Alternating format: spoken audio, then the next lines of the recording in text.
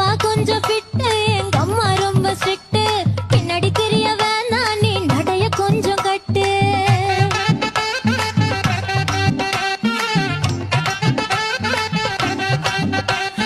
வண்டி மாட பூட்டி அந்த வாய்க்கா ஓர ஓட்டி ஊரை சுத்தி காட்டி உன்னை கூட்டின்னு போறேன் ஸ்வீட்டி. நான் ரொம்ப கோபக்காரி, நீ சுத்துற ஒரு மாதிரி. ஆடிக்கார ஏறி நான் போக போறேன் சாரி. ஓ அப்படியா?